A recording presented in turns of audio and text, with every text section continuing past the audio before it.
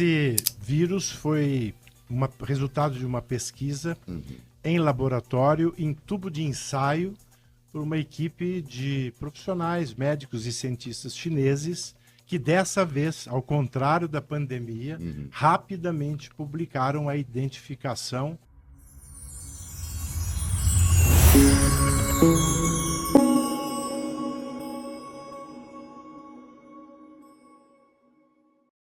Porque é um vírus da família do SARS-CoV. Sim. E esse vírus é um vírus que já é antigo. Ele é da família do Covid, da família do MERS, que deu aquela pandemia em 2012. Na Europa? E no Oriente Médio? Isso, no Oriente Médio, quando teve um quadro respiratório muito grave, mas não foi tão transmissível. Ficou meio que por lá mesmo, né? Então, na verdade, esse vírus é da família de coronavírus, dos coronavírus, é uma família grande, mas ele não tem nenhum risco de qualquer pandemia visível. Zero risco neste momento. Opa. E aí fica uma preocupação. Por quê? Porque o importante é que você tenha um experimento, que você faça o experimento e publique. E foi publicado rapidamente dessa vez. Entretanto, essa publicação acaba gerando pânico. Sim. E me dá uma impressão muito ruim de que ainda existem pessoas e alguns órgãos de imprensa que aproveitam esse tipo de trabalho científico feito em tubo de ensaio, onde uma eventual contaminação do ser humano é muito difícil que ocorra, ou seja, não há motivo nenhum de pânico. Atenção sempre para essa ou qualquer outra descoberta. Exatamente. Agora, quando tem essa notícia, as pessoas acabam distorcendo, tem um novo risco. E, para vocês terem uma ideia, nesse período, que foi em fevereiro agora, no início do mês que houve a publicação, subiram as ações e o preço do petróleo e subiram as ações da Pfizer e da Moderna, ou Moderna, que são empresas americanas que produzem o quê? As vacinas. Então, só de você publicar que tem um novo vírus, que é da mesma família, então eles esquecem de colocar que o risco quase não existe, que é um experimento de tubo de ensaio e que não tem nenhum risco de pandemia. Olha só, será que não tem segundas intenções para fazer subir o valor das ações de quem interessa? Helena, existe uma pesquisa constante e o reservatório desse vírus são os morcegos. Então, num centro como o Butantan aqui no Brasil, que está sempre pesquisando veneno de cobra, o tempo todo a pesquisa científica sempre existiu e deve existir, para que você possa identificar ou não algum elemento, no caso algum vírus, que possa ser potencialmente de risco para o ser humano. Então, esse vírus propriamente dito foi isolado de morcegos, olha a mesma origem, só que só experimentos em tubo de ensaio, onde você tem ali um receptor, chama ECA2, por onde entrou o vírus da pandemia, mas isso não tem nenhum significado que ele vai transmitir, não há nenhum caso para o ser humano. Apenas foi a descoberta de um novo vírus em um centro avançado de pesquisa que tem que pesquisar. E aí você identifica ou não alguma coisa potencialmente grave. E nesse caso, nenhuma evidência de nenhum pânico e nenhuma gravidade. Porque nós temos grandes centros de pesquisa mundo afora, Alemanha, Estados Unidos, quantos outros países, não é? A China é muito avançada nessa área de virologia. E a partir dessa pandemia e das anteriores, eles existem centros de pesquisa na China pesquisando muito esta área e esse tipo de vírus que são da família dos coronavírus. Essa família é enorme.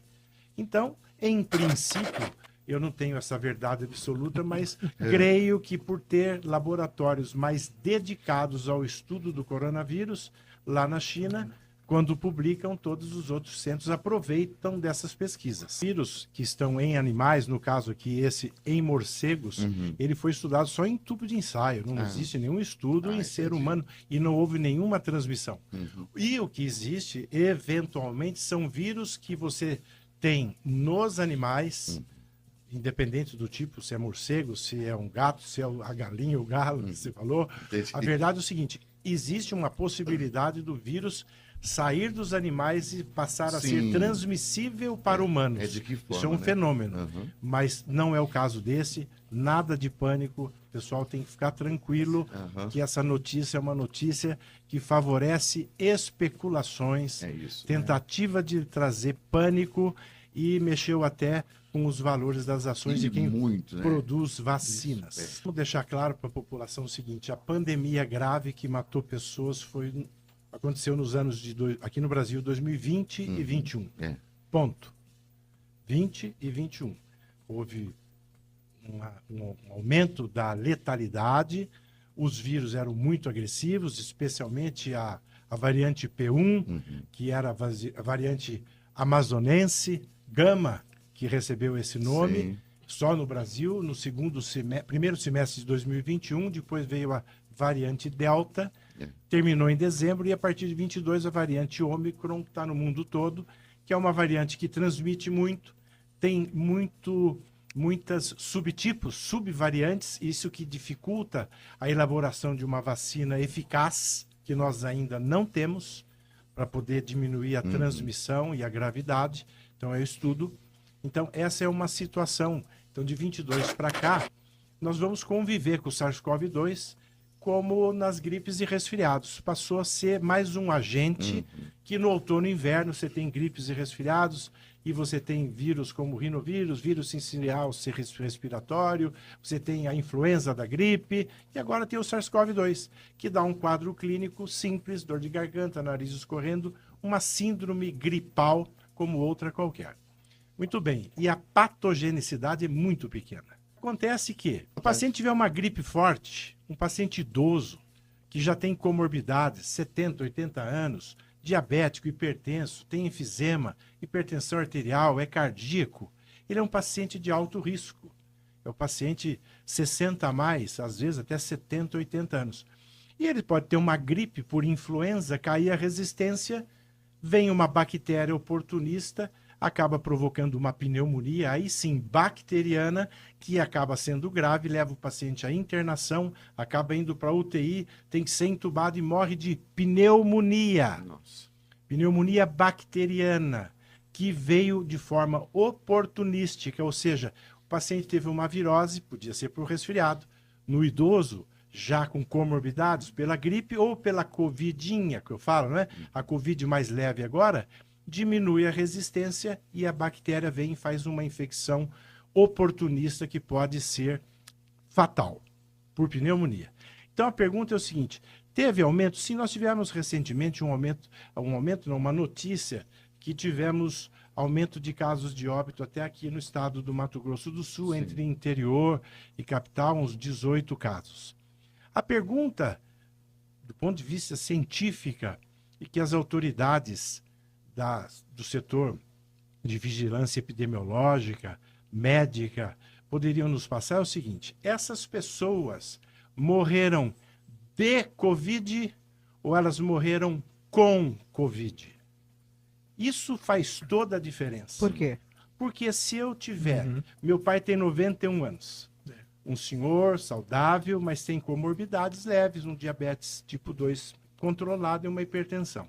Mas aos 91 anos, se ele pegar uma gripe forte, um resfriado forte ou a Covid leve que temos agora, a resistência cai. E as bactérias que estão no ar, na garganta, os pneumococos, bactérias, elas acabam provocando a pneumonia. E essa pneumonia no idoso de 90 anos, pneumonia em idoso, é grave. Então, esses pacientes que morreram no Mato Grosso do Sul, nós temos em todos os hospitais, secretarias municipais e estaduais, nós chamamos que temos até uma comissão obrigatória, comissão de óbitos. Todo hospital ou toda unidade de saúde tem que estudar a causa do óbito. Porque você tem que analisar se esse paciente faleceu de Covid como foi em 2021, com inflamação pulmonar, com trombose, microtrombose pulmonar, entrou em insuficiência respiratória, que era aquela agressão, lembra? Vidro fosco, 70%, 80% do pulmão comprometido. Nós não temos essas informações. Agora, Se o paciente internou com um quadro viral, com uma gripe forte, com uma Covid leve ou uma influenza, e faz o perfil, deu positivo para a Covid, vamos imaginar, mas ele evoluiu com uma pneumonia bacteriana grave e foi a óbito, o atestado de óbito ele tem que ser assim, morreu de quê? Faleceu. Qual a causa da morte?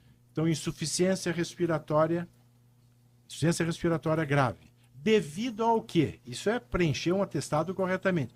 A uma broncopneumonia. Ocorrida por quê? Infecção bacteriana. Quais outros fatores auxiliaram ou participaram, contribuíram para esse óbito? O diabetes, a hipertensão, o enfisema pulmonar, a infecção viral, por exemplo, por uma gripe influenza ou por uma Covid lá no início. Então, são fatores que participaram do processo, mas a causa de morte foi uma pneumonia bacteriana que levou a insuficiência respiratória e óbito. Percebe a diferença? Sim, sim. Uma coisa é você ter ali no início uma virose, dentre elas o Covid, que hoje é muito pouco patogênico, e você ter aí a queda da resistência e desenvolver uma infecção bacteriana grave que pode matar o paciente. Então, a pergunta precisa ser feita às autoridades. Acho que nós precisamos saber, para tranquilizar a população. Eu estou na minha clínica, confesso com você, com um movimento enorme, e eu não vejo caso de Covid grave desde 2022. Nenhum. Zero. Quando tem é o covidinho. Nem pedimos mais exame. O paciente, às vezes, aqui por curiosidade, se ele for no hospital, eles vão fazer teste de influenza e Covid. Se ele não for, vai passar como um resfriado comum. Vai passar batido. Nós temos que entender o seguinte, do ponto de vista objetivo, levar uma vida saudável, não é? Boa alimentação, hidratação, enfrentar as intempéries, cuidar das suas comorbidades, sempre, se você tem asma, se você tem enfisema, hipertensão, você procurar seu médico, ou seja, você manter um estado de saúde bom, você esteja forte, você vai ter menos viroses. Boa imunidade, né? Uma boa imunidade. Agora, veja só, com relação a um quadro viral, que é muito difícil de você fazer de rotina um diagnóstico de um painel viral. Mesmo assim, os hospitais, de uma maneira geral, especialmente os privados, eles fazem um painel para ver se tem Covid ou influenza.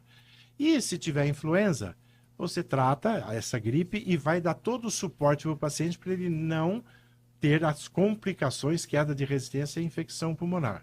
Se ele tiver Covid positivo, aí vem uma lembrança, Covid tem tratamento. Então, se for um quadro leve que você não está se sentindo bem, tratou com coisas caseiras, como uma virose comum, chá da vovó, uma novalgina, um antigripal, 4, 5 dias ficou bom? Ok. Não melhorou? Procure o hospital. Deu Covid? Procure o especialista. Sabe por quê? Porque mesmo a Covid leve tem tratamento para que a gente evite que ela possa se agravar. Muito Uma sério e atual e importante. A própria Organização Mundial da Saúde já anunciou lá atrás, em 2021 para 2022, que 20 a 30% de quem tivesse a Covid poderia ter sintomas do pós-Covid após esse período, geralmente 3 meses após a doença, leve ou grave. Hoje nós sabemos, por isso chamava síndrome pós-Covid, lá em 2022, 3 anos atrás. Hoje nós chamamos de síndrome pós-spike. Por quê? Porque nós estamos estudando. E o que provoca a Covid? A Covid causou aquele transtorno em 2020 e 2021, porque aqueles cogumelinhos, é lá que estão as proteínas tóxicas, que vão fazer mal, fizeram mal e mataram pessoas, com inflamação pulmonar. Chama proteína spike. E, infelizmente, essa mesma proteína tóxica que foi utilizada nas atuais vacinas para imunizar as pessoas.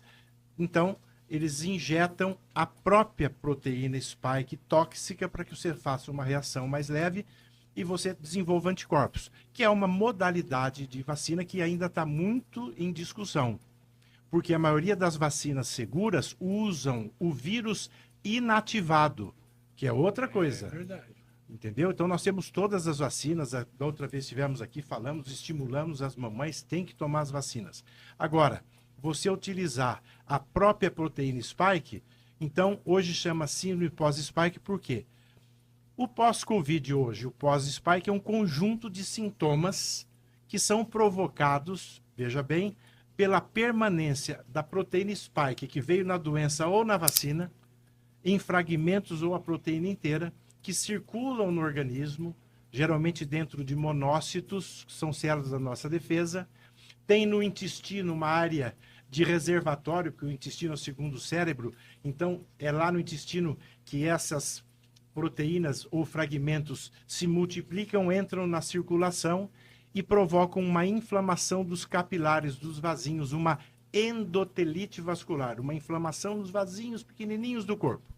Então, se vierem a acometer aos vasinhos do cérebro, vêm os principais sintomas, então, do pós-Covid, que é a fadiga crônica, esquecimento, falta de concentração, esses são os pilares. E outros órgãos são atingidos. Então, a pessoa tem suor nas mãos, tosse, dor no peito, palpitação, batedeira, queda de cabelo, perda de olfato. Então, são sintomas que nós chamamos de esquisitos. Isso que esse que é o quadro clínico da síndrome pós-Covid. Tem tratamento? Tem diagnóstico, que é o principal, que hoje nós conhecemos, a fisiopatologia, e tem tratamento. As pessoas, numa média de 30 a 60 dias, com o tratamento correto, acabam os sintomas e levam uma vida normal.